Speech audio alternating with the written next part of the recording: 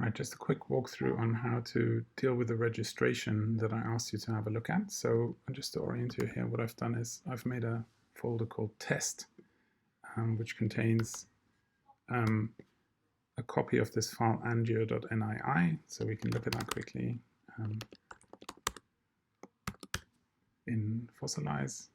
It's just the intact angioscan that I gave you. And so the things I want to talk to you about quickly is how do we do brain extraction on this image, and then some of the things that we need to think about when we want to register things, okay, into the standard space. Okay, so just to show you, this is the image that you're all familiar with.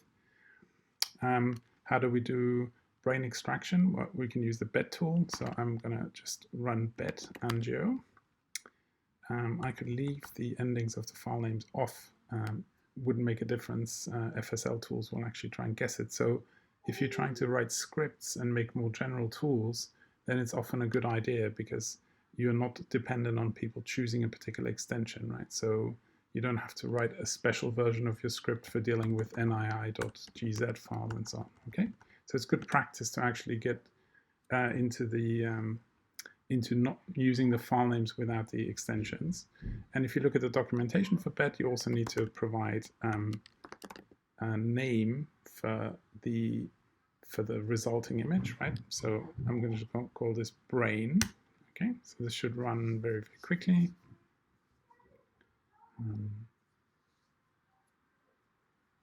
So it obviously depends a little bit on what's running on your machine at the moment, but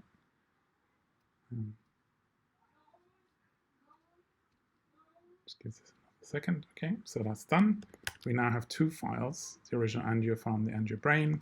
How can we look at them? Well, once again, fossilize, oops, can't type, angio. And I'm going to use this trick where I superimpose the second scan, and I'm going to use the color map hot. I'm going to set the transparency to 50% just to see what it looks like. Okay, so when you start using these tools more often, hopefully this will become second nature. It's always a good idea to have a look at what things look like at intermediate stages and whether this brain extraction, for example, worked well. So now you can see the brain extracted version of the image is in red, and it looks like the tool actually did a reasonable job, right? So you can see there's no extraneous tissue. It looks like it hasn't chopped up bits of brain that should really be there and so on. So this has been a success. Okay, so that's great. So why did I do this? Well, so it turns out when you're trying to do alignments or registration from one brain to another, say from a particular brain from one person's scan to a standard space, you need to be careful that you are trying to register images of the same kind onto each other. And by that, I mean, in particular, the structure of what you're trying to match up needs to be similar. So if one of the images has had the skull removed, or the brain extracted, right, as we've just done, then if you're trying to register that onto an image where the skull is still present, then that's going to cause problems, okay? And that's relevant because we want to register our images into a standard space where an average has been created from all these brain extracted images, okay? So we need to have a version of our image that's brain extracted, okay? So the next step I'm going to do is, rather than launching from the FSL command bar that would turn up this way, I'm actually going to go and load up the GUI for this Flirt tool straight away. Okay, so you can find in the documentation what other kinds of graphical user interfaces are available. Flirt is the alignment tool, so I'm going to load that up. Should pop up a window that gives me the options. So at this point, I could have also started thinking about how to put the command line command together, but this is much easier starting point. Okay, so hopefully you can see here in this window that looks like the tools we used during the practical classes and the ones you've played around with during your placement. We can have different choices for aligning one image to the other. Okay, so the reference image, which is the target that we're trying to get to, is this MNI brain by default at 2mm resolution, and I think I'm going to leave that way we can decide what kind of registration we want to do. In this case, the default values are also good, so we can take some time during the next discussion session to talk about questions that you might have about that. And now we need to provide 2 bits of text, the name of the input image. So in this case, I'm going to do the brain, the skull stripped or brain extracted version. And I'm going to provide a base name for the output. And this is going to be angio_brain_MNI to specify that this is that version of the image, but it's now an MNI space.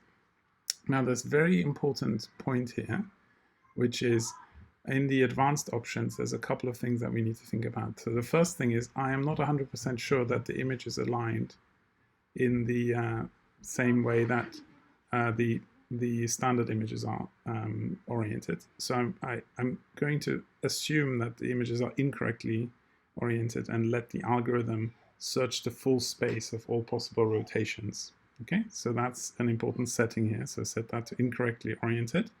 Otherwise, you may get stuck in a local minimum. So that's the right option here.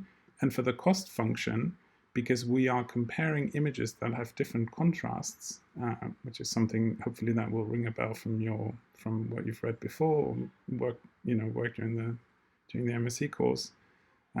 If we were trying to register a T1 weighted scan onto another T1 weighted scan and they roughly look the same, then we can use correlation to assess how well the 2 images fit together at any point during the registration process. But if the images have a different contrast, then that creates problems. Okay, and so in that case, we actually want to use one of the other ones here, and in particular, I used the mutual information one, which can deal with the fact that we're going across contrasts.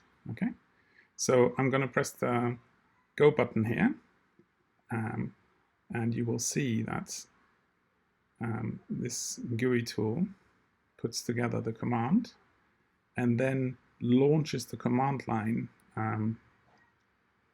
call using the right path names and so on. And I suggest that you copy and paste this text and put it into your lab book, because it will allow you to recover some of the parameters that were used. Okay, so I'm going to stop the recording here, and when this is done, it'll probably just take a minute or two, but there's no point waiting around. We'll come back and have a look at what happened.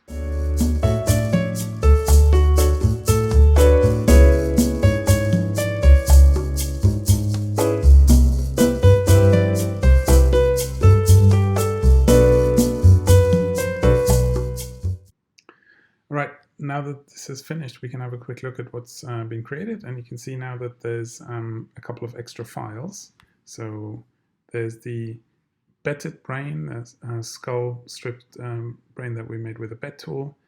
Here's the one that we created, so that's .nii. And this mat file is, don't be confused, it's not a MATLAB data file, it's actually just a text file, so we can have a look at that, and I'll just show you what's inside there. angio_brain_mni.mat. MAT stands for matrix, and it contains a matrix, which is the rule for converting images that are in one space into another space. Okay, so it's basically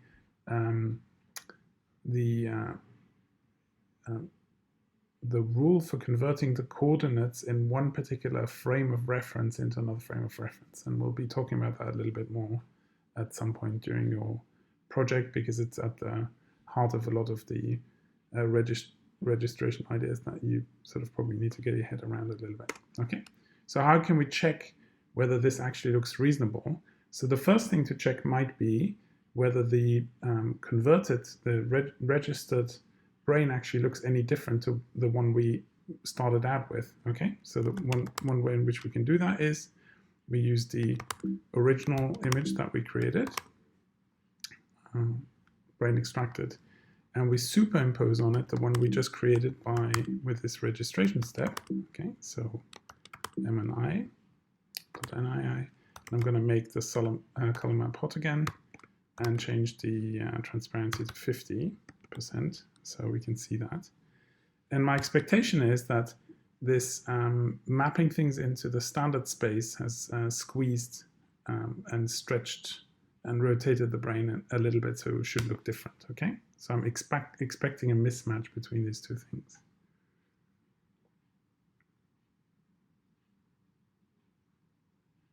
Okay, so here's the view program popping up.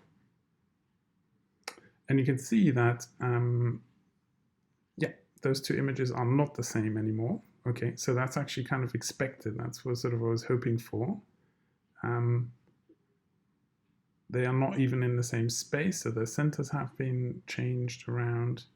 They may be squeezed in a slightly different way, okay?